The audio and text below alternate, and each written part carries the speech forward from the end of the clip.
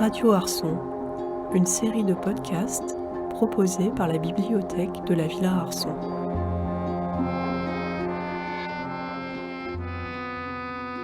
Aujourd'hui, nous recevons Philippe Descola, anthropologue de renom, notamment connu pour ses recherches de terrain auprès des Jivaros-Achuar, en Équateur et en Amazonie. Il est aussi un important critique de la dualité nature-culture. Il suggère d'aller au-delà de cette opposition superficielle, qui est avant tout une convention sociale. C'est dans son ouvrage Part de la nature et culture, paru en 2005, qu'il expose pleinement cette thèse de la construction sociale de la nature, en distinguant 4 ontologies, formes de mondiation, c'est-à-dire des façons différentes de concevoir ce qui existe, et les relations entre les humains et les non-humains, comme il les appelle. Donc il y a l'animisme, le totémisme, l'analogisme, le naturalisme. Philippe Descola est parmi nous aujourd'hui pour la projection du documentaire Composer les mondes d'Elisa Lévy, et il donnait hier soir une conférence Les formes du visible, du même titre que son ouvrage publié en 2021, au musée Marc Chagall. Bonjour, monsieur Descola. Bonjour. Première question, puisqu'on est dans une école d'art, j'aimerais revenir sur quelque chose que vous avez dit hier soir lors de votre conférence. Vous preniez notamment exemple du changement de mondiation entre l'analogisme et le naturalisme qui s'est conceptualisé et qui s'est vraiment perçu au XVIIe siècle, mais qui se voit déjà dans les images et la représentation dès le XVe siècle. Et vous disiez alors que les imagiers et les imagières étaient en quelque sorte précurseurs, enfin percevaient en tout cas ce changement en premier. Et vous évoquiez aussi l'art contemporain avec le passage par exemple à des points de vue différents avec le cubisme, la multiplication des points de vue, ou encore l'abstraction qui offre une autre liberté. Et donc, est-ce que selon vous, les imagiers, les imagières, ou même les artistes au sens très large du terme, sont les ouvriers de ces transitions ontologiques, ou ils les perçoivent avant ? Est-ce qu'ils participent à ces transitions, ou bien est-ce qu'ils les anticipent, en fait ? C'est une question diablement difficile. Je pense peut-être qu'ils les perçoivent avec plus d'acuité que d'autres, parce que c'est leur métier, au fond, de figurer le monde.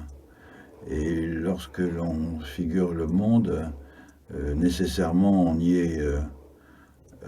on est attentif au code que l'on emploie de façon réflexive pour ce faire, et on est attentif aussi à des petites variations qu'on peut introduire dans les façons de figurer le monde. Et donc je pense qu'il y a une forme d'expérimentation dans les ateliers. Si ça s'est passé au XVe siècle, et si ça s'est passé aussi au début du XIXe siècle aussi, c'est que dans ces deux cas qui sont documentés maintenant, c'est une entreprise collective, surtout l'existence des ateliers qui est très caractéristique de la peinture de la fin du Moyen-Âge et du début de la Renaissance, fait qu'il y a transmission, apprentissage, émulation aussi entre les élèves du maître, et que donc on est constamment attentif à chercher des moyens formels nouveaux pour figurer des choses que tout le monde voit, mais qui tout d'un coup prennent une réalité plus saisissante lorsque ces choses-là sont figurées avec un petit décalage par rapport à la façon dont on le faisait auparavant. Et donc je pense que ce qu'on pourrait appeler la professionnalisation des imagiers a peut-être un rôle à jouer dans ce processus de transformation du regard, et dans la volonté qui doit être... On n'a pas, ça nous manque terriblement, on n'a pas les discussions d'atelier, on ne sait pas ce qui se disait entre un maître et ses apprentis, on ne savait pas quelles étaient les conversations des apprentis, on ne savait pas au fond comment les innovations se sont faites au XVe siècle. On le sait beaucoup mieux, heureusement pour la suite, au XXe en particulier, parce qu'on a publié pas mal des correspondances entre les peintres et leurs amis. Il y a quelque chose qui me vient par exemple en mémoire. C'est une lettre de Rhin à Matisse, si mes souvenirs sont bons, qui visite les collections ethnographiques du British Museum à Londres et qui dit à Matisse toute son admiration pour ce qu'il a vu. Et en même temps, il ajoute mais je n'ai pas été surpris parce que tout cela, je le portais déjà en moi. Et cette remarque est extrêmement intéressante. On n'a rien de semblable de la part d'un Van Eyck ou d'un Campin, malheureusement. Donc on n'a pas cette dimension réflexive. Et ce que veut dire Derain, simplement, c'est qu'il était en mesure de faire des inférences très très différentes de celles qui étaient caractéristiques de ce que j'ai appelé le naturalisme, et qu'il reconnaissait dans ce qu'il avait vu au British Museum, précisément, ces inférences imagières qui n'étaient pas encore accomplies chez lui, mais qui auraient pu se produire. Et ça, c'est des remarques qui sont absolument fondamentales quand on essaye de comprendre des métamorphoses, des transitions importantes comme le passage à des nouvelles formes de figuration. Et si on ne dispose pas de ça pour la peinture européenne du XVe siècle, c'est encore pire pour d'autres mondes dans lesquels on n'a pas du tout de commentaires sur ce que les gens pensent qu'ils font, si ce n'est un commentaire, disons, standard, à savoir quels sont les moyens qu'ils emploient pour faire des images qui, pour l'essentiel, ont des fonctions rituelles, et dans quel contexte de rituel ça sera employé. Donc on en sait très peu sur l'innovation, sur les transformations de point de vue précisément, et on est obligé de les reconstruire de façon spéculative, comme je le fais en grande partie, pour des périodes ou des lieux sur lesquels on n'a pas d'informations. Ce qui est très malheureux, mais je crains que qu'on ait peu d'accès à de nouveaux documents. Donc on est condamné à cet aspect semi-spéculatif, oui. Donc ce serait plus quelque chose de communautaire, enfin de l'ordre de relations communautaires, d'ateliers, qu'une sensibilité particulière, par exemple. Je pense que c'est pas des individus, effectivement c'est un milieu au sein duquel l'apprentissage du regard se déploie et où des innovations passent ou ne passent pas.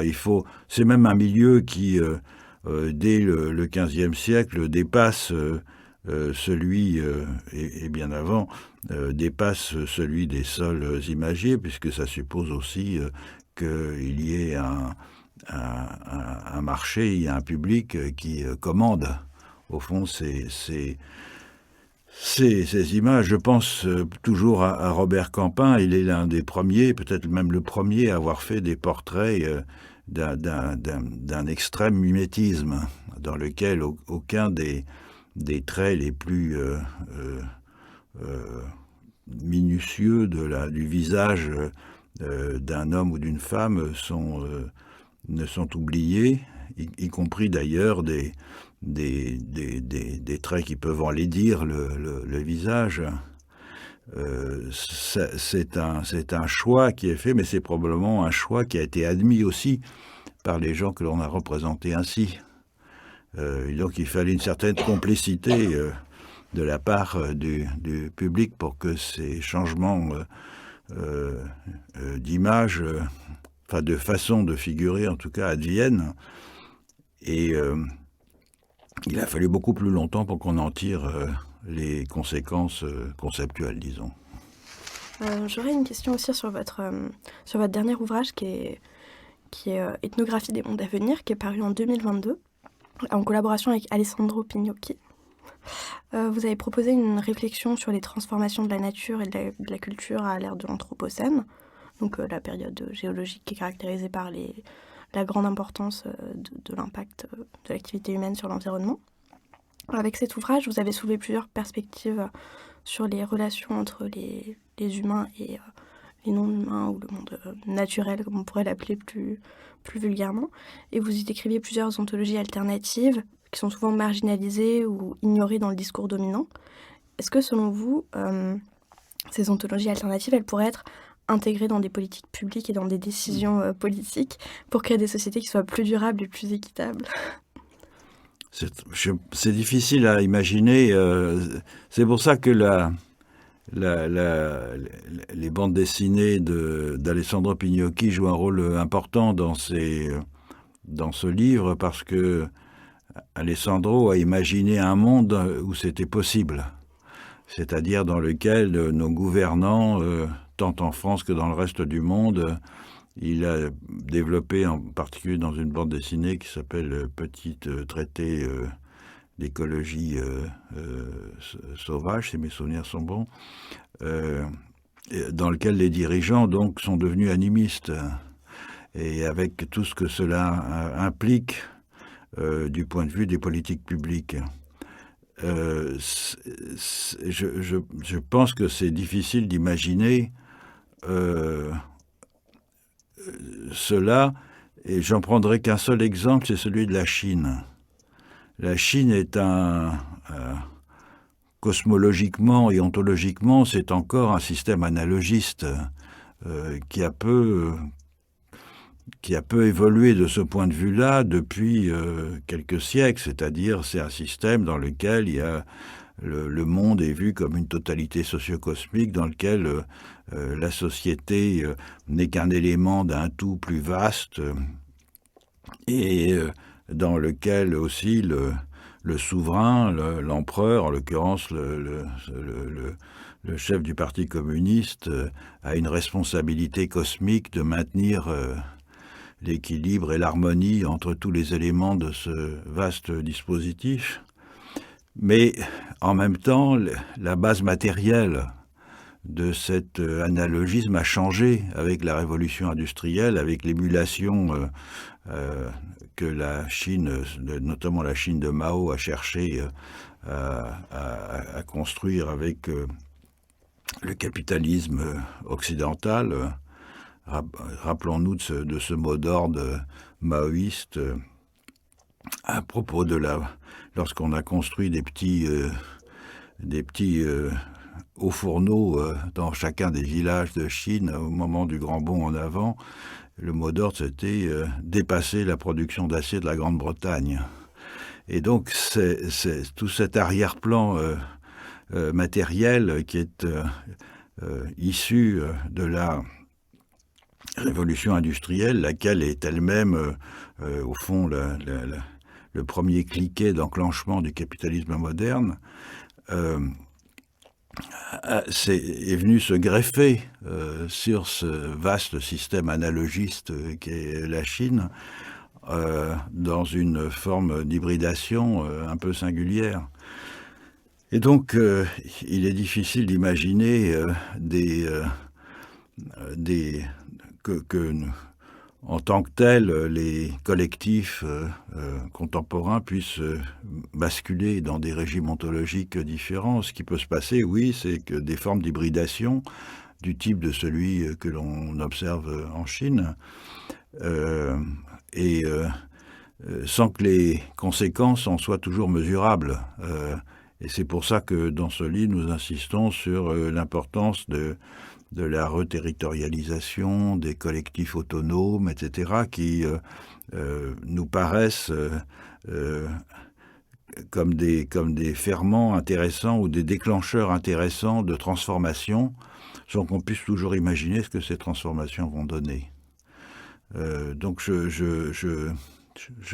j'ai du mal à imaginer, même en faisant beaucoup d'efforts, ce que pourrait être une République française animiste en dehors des bandes dessinées d'Alessandro Pignocchi. D'accord.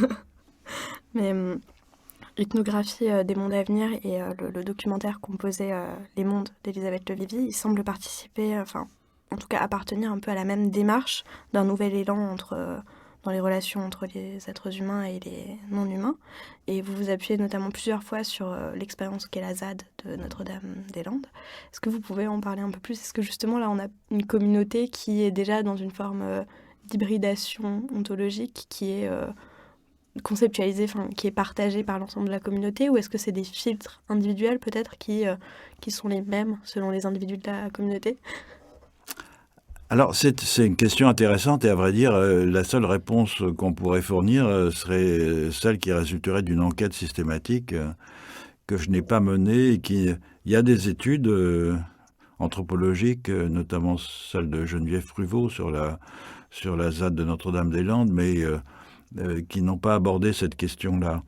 Donc il est difficile d'y répondre. Ce que je trouve intéressant dans la ZAD précisément, c'est que au départ, les zadistes sont des gens qui viennent d'un milieu qui n'est pas du tout rural, en dehors des occupants historiques, comme on le dit, c'est-à-dire des paysans qui ont demandé à ce que on leur vienne en aide pour lutter contre le projet d'aéroport.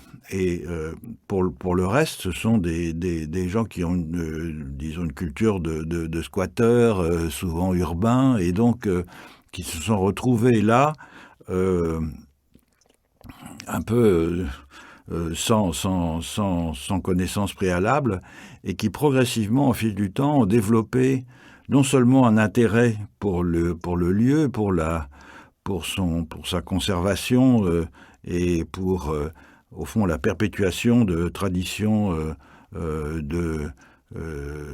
paysannes dans l'élevage et l'agriculture, qui leur a demandé d'acquérir des savoirs et des compétences qu'ils n'avaient pas auparavant, mais aussi qui a abouti à ce qu'ils s'identifient profondément avec les lieux, avec ce milieu de vie, qui a des caractéristiques tout à fait singulières, parce que c'est à la fois un bocage et en même temps une zone humide, et avec ses habitants non humains.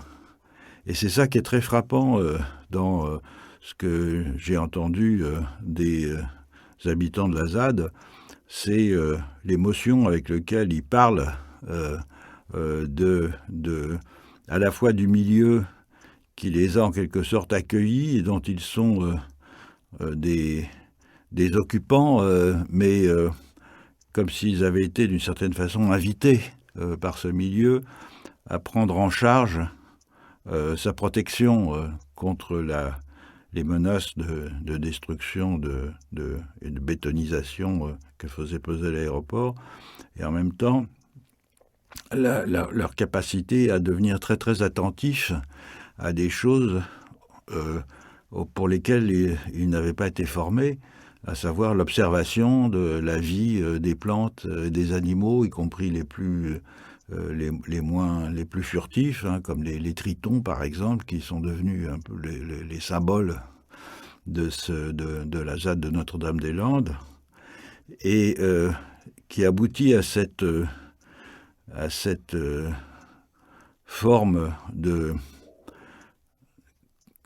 lutte collective que l'on observe aussi dans certaines populations autochtones, et dans lesquelles les humains se voient comme, au fond, les responsables de protéger un milieu de vie, parce qu'ils sont ceux qui sont les plus efficaces, au fond,